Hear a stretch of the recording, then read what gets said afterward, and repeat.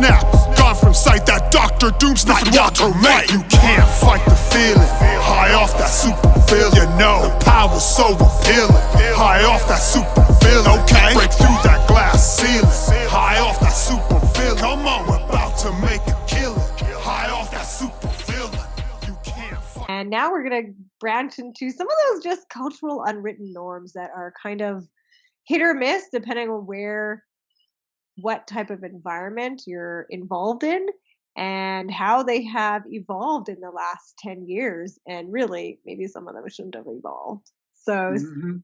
for the conversation, and we thank everyone who's joined us on our journey together as the Gen X Lounge. It's like not so much the sexual stuff, but women will overshare. Like you can be in a lengthy lineup to check out with your groceries, and someone might share about their divorce or something. Or I Yes! was part of a focus group recently, and the topic had nothing to do with like relationships or anything like that, and it was all women. And I think every single one wasn't even necessary for the conversation. So, like, I find with women, they'll try to like fit in little extras, even if it's not appropriate or needed. And I know on like flights or in situations where you're like stuck for a prolonged period of time, I've got an earful, and I don't really feel the need to reciprocate because it just feels a little odd to like delve Maybe, into like your past. maybe you're a private person and they're just like, I don't care. I'm just going to let it loose. Yeah. I'll tell you a story that happened at the dollar store, actually. I went to find something for my garden, and it was just something cheap I needed to help some of the flowers from falling down. Ran across this. I was not asking for a conversation. I didn't even make eye contact with this person, an older person. Anyways, I just heard the mumble, and I was in the same row as this person, but the second comment that could be easily taken as quite racist. And the comment was about not getting the help from this person who couldn't speak English well. So it must have been in reference to maybe one of the cashiers or one of the people working at the store. But she said it loud enough that whoever was around the vicinity totally could hear it. But then as soon as she said it, she turned her head to me and our eyes locked for a half a second. And I was like, I don't want to be part of this conversation. Get this though. Totally. She went her way, I thought. Comes back after a good 5 minutes and tells me straight up, I didn't say that because I was being racist. I'm a senior citizen.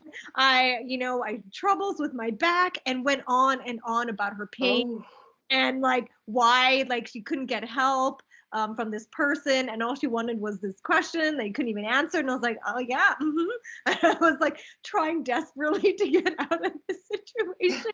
Then she turns to another elderly person.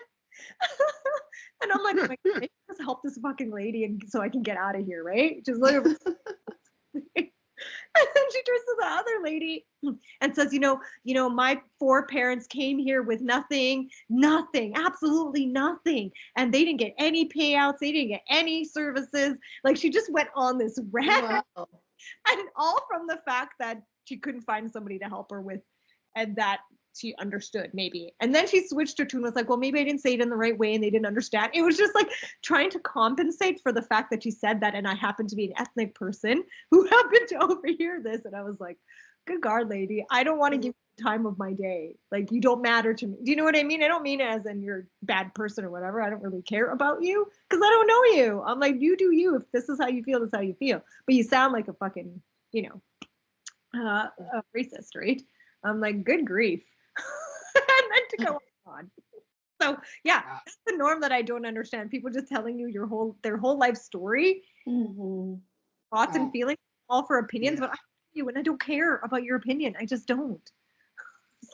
The crazy thing is sometimes, like, I got a very even more awkward story about that than even that, which is that was super awkward too. That's crazy, Abby. Yeah. But I still remember when I was getting my car, I was doing my car exam. I was learning to drive.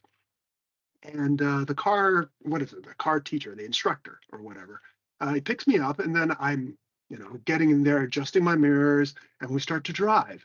And he's like, good, good, good. And about 2 minutes in, the the whole thing comes in. He's like, oh yeah, yeah, doing all great. And then he says, oh wow, so are you a Christian? And I'm like, oh yeah. And I'm young, so I'm not expecting anything going crazy. And he's like, oh good, good, good, good. And then I was like, good. I'm like, yeah, yeah, it is good. And I'm like, but in my head, I'm like, where's this going? So after that, this man went into the one of the biggest anti-Muslim rants I heard. And Ooh. I am young, just behind the wheel, trying to drive. And then the thing is, he's just like, it says in their Quran that we're all infidels and it wants to destroy us. Okay, parallel park right over here. And I'm like, what? Like, what is happening?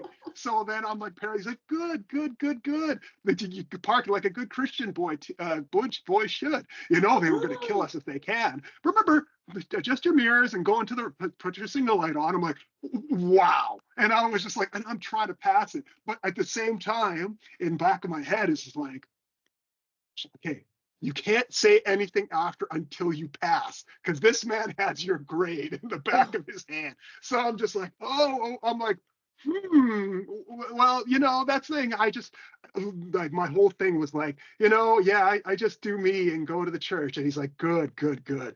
And he's like, you had two parents? I'm like, absolutely. And I was like, wow. But after we parked, and then after we he got it and I passed. So I was like, whew, I got it. And I was waiting for him to sign sign the thing saying I passed. Like, yeah, yeah, yeah, good, good, good. And as soon as I was out of his car, I took it and left. I was like, man, you're messed up. And I just left. And that was about it, because I was like, wow. And then I was like, I'm getting the hell out of here, because it was the craziest thing. I mean, just between, just like, that's what I was like, he like he did not look like he would be that kind of guy. He did, imagine the opposite of like a Duck Dynasty kind of guy. He wasn't white. He was he wasn't white, black, he was brown. And he just went on a biggest tirade kind of thing. See, this is the thing that I find, like, because obviously I'm white, Caucasian, whatever. And we get deemed as the most racist, the most this, the most intolerant, blah, blah, blah, blah, blah. While everyone else around the globe, I feel like, has like almost a little bit more of a free pass. It's like, well, they don't look like they would, or they typically wouldn't. And it's like, why is it that, if I were to get glanced at compared to someone else, I would immediately be considered probably the racist one. And it's like, that could be so far from the truth. And I don't know how that's like stuck around when now, we're exposed to more individuals, and you can see there's other individuals that you might not think are racist actually are. That's and that is 100% true. Well, I'm going to say that I'm not going to say like there's plenty of people that can be racist no matter what you have. I mean, obviously, but I mean, I used to, like, it's funny because I would have a friend that would always say things like, he's like, yep, you know what? It's like, he was more, and the funny thing is he was white, and he would be saying like, yep, like white people are like the most racist people in the world and everything like that. And I'd just be like, I mean, like, there are definitely a lot of racist white people, but I'm not going to say that they have the room cornered on racism. And it's our thing. Yeah, and I would say that, and then he's like, Nana, I disagree. And then I was like, well, let me put it this way. Everybody says they're good until their daughter brings me home. Trust me, there are definitely some racist, like, black, white, Asian, everything. They're like, like, we don't believe in race and everything like that until their daughter comes down with me, comes home with me. Then it all comes flying out. I'll tell you that. And I've actually been in that situation too. I know. And the funny thing is, like, a lot of my buddies who are black men too will say the same thing. They're like, yep. They'll say they're not racist until they bring us home, and then that's when it all comes out. So, yeah, no. white people aren't the only people that can be racist. It's Well, like, and everybody can I be mean, I racist. watch a ridiculous show about marriages and relationships between different cultures. And there's the other way version where like the white American will go to those countries. And I can't say the families are greeting them with open arms. It's usually, you need to not do this, get out of this marriage to their kid. So when it's happening another way, it's just as, if anything, like, the families in the US are like, okay, I just want to make sure they treat you well. But the other countries are like, they don't understand our cultures, get rid of them now. Mhm. That's surprised. That's why I'm laughing. I'm like, yeah, I can see that happening. Yeah, because it's true. But there's a book and a movie, The Origin. If anybody hasn't seen it, I think actually does a really good deep dive. It's kind of filmed in a documentary style, but it is based on the book, The Origin, if I'm correct in the name. But it talks about the caste system. And I know we don't have time to necessarily go into a deep dive of it, but it actually takes racism out of the equation and goes back to the whole caste creation and societal, cultural, and understanding of the caste system and how that actually perpetuated, sorry, I'm using the wrong word, perpetuated racism, colorism, genderism, all those isms that we have now, rooted from a caste system creation. Because monarchy was here before democracy existed, right? Way before. They were always, even if it was from a tribal level, there was always that sense of monarchy and caste system embedded in all of their cultural norms. And it's an eye-opening read as well as a documentary. And yeah, it goes back to our point here that it doesn't matter what your skin color is. You've got embedded, we all have embedded racism in us. Oh, 100%. Stemming back, right? Yeah. Well, and we're all wired for pattern recognition. We just are. You cannot take that out of a human. It's so basic. We're just ready to like look at differences and cluster, and we do it so naturally, and sometimes for good things, and it allows us to survive, and in other situations it's excessive, unnecessary, and disrespectful, and a whole bunch of other negative things. But it's like, it's tough to get something that's so inherent in being a human out of our system. I know, it is. You have to actually make a conscious effort, right, to recognize it, and not to the point that you're afraid to speak your true thoughts necessarily, but be more mindful of what you're saying. That's really important, I think, and that's why those individuals that we both triple scenarios here where we come across people and we're like dumbfounded by the things that are coming out of their mouth.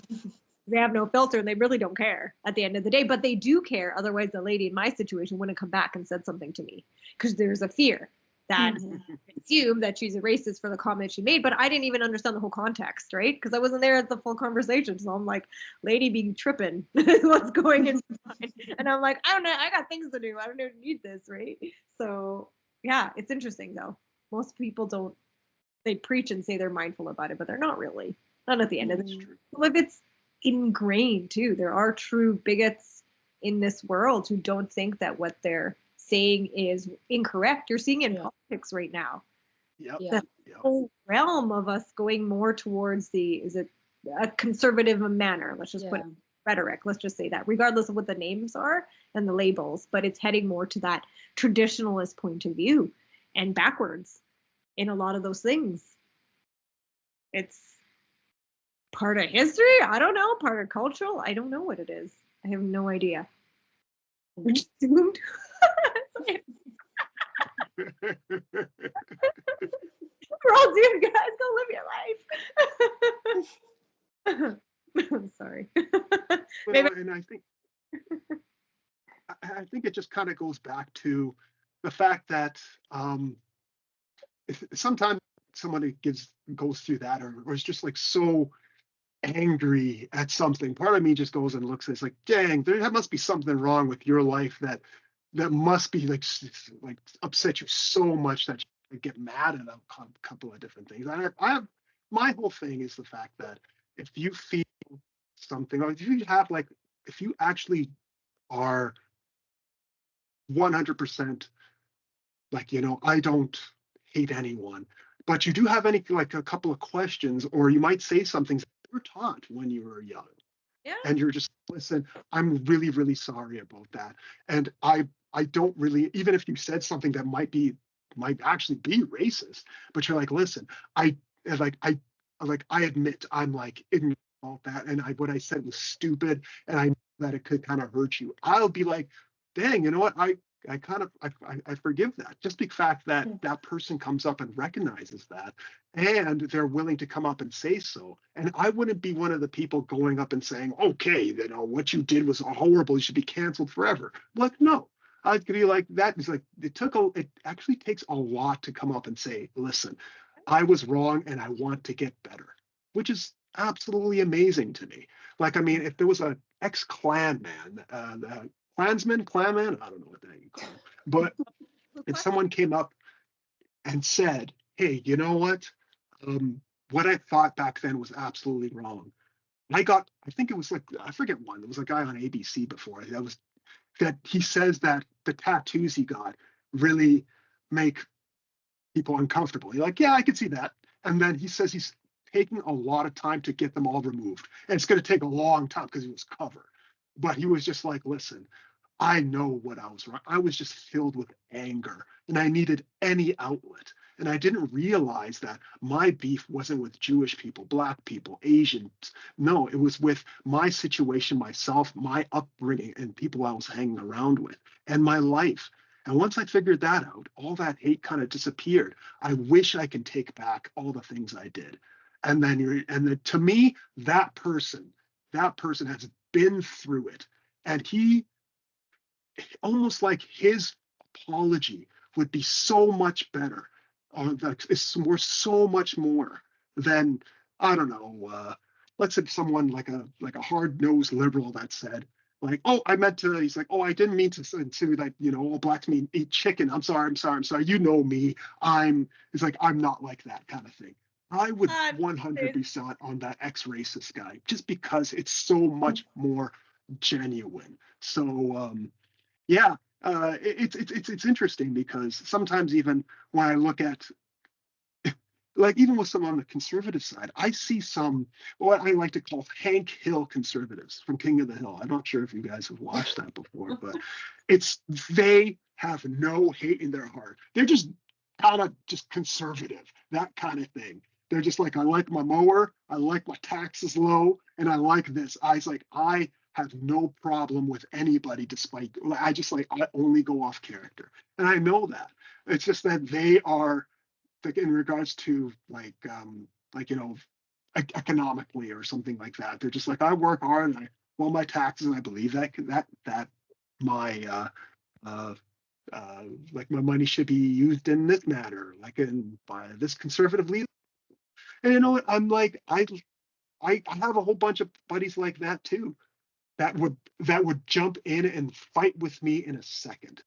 So it's really weird. It's got to kind of take everybody at face value. So it's a little rant, but yeah. Did he talk about what spurred it? Like, what spurred him to this self-realization, self-actualization moment?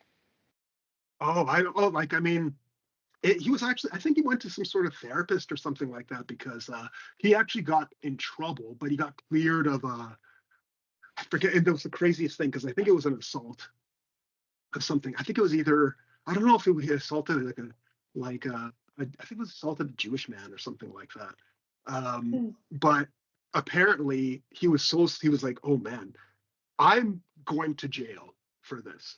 And he actually, what happened? I think that his case got thrown out because of like a time thing or something like that.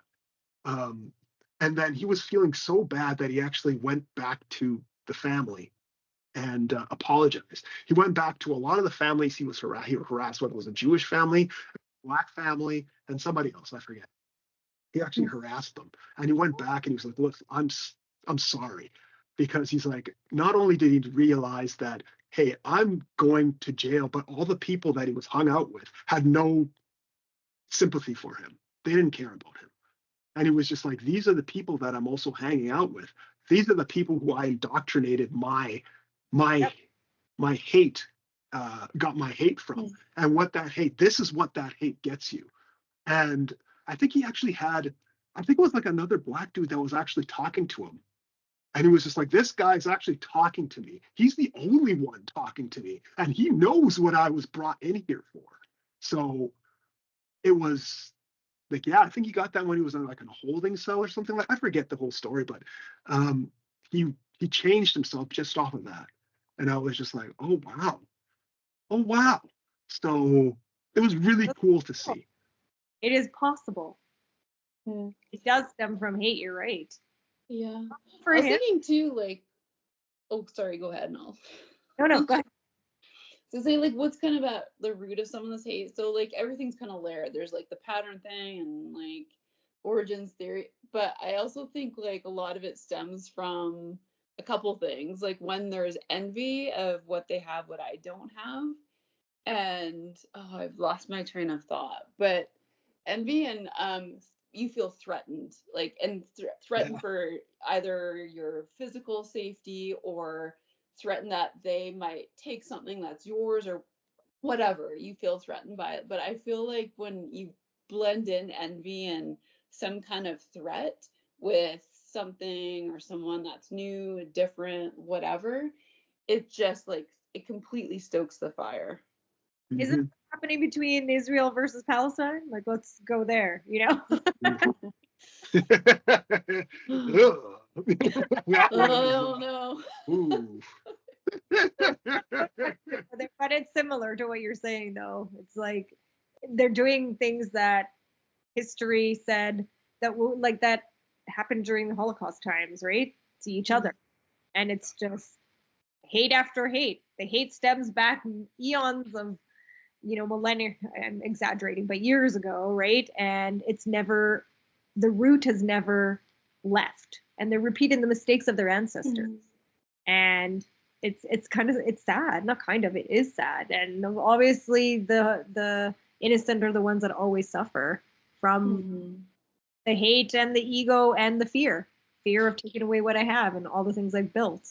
You see it in shows, you see it in history of, when the slavery was supposed to be abolished in the States and the difference. I'm watching, there's an HBO series about the railway, and it's kind of mirrors, I guess, Downton Abbey in a way. So during the revolution and the British, now have left and the Americans are there, but there's Americans who still have that British sort of royalty aristocracy. And then you've got the new age aristocracy that claim that they're, just American, right?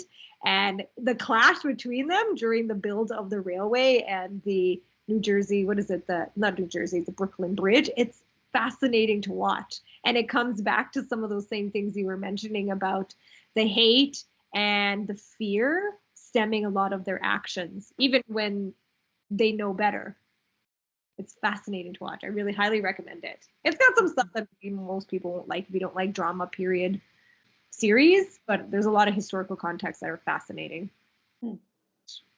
Yeah. So folks, is that the end of our segment on our last podcast on cultural norms? I think I think so. It's a good conversation. It was a good conversation, and we're, thankful of those who decided to listen to us and our opinions and laugh along with us. And who knows what the future holds, but for now, we are saying ta-ta for now. Been awesome. Thanks everyone that listened.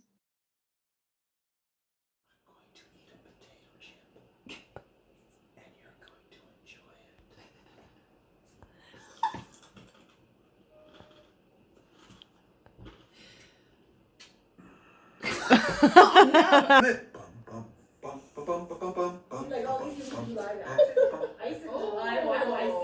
that was on the hill. You might have to get a little bit closer to it. That's real?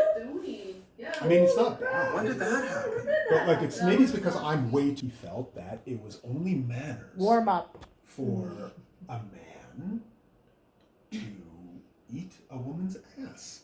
Wait, what? Yes.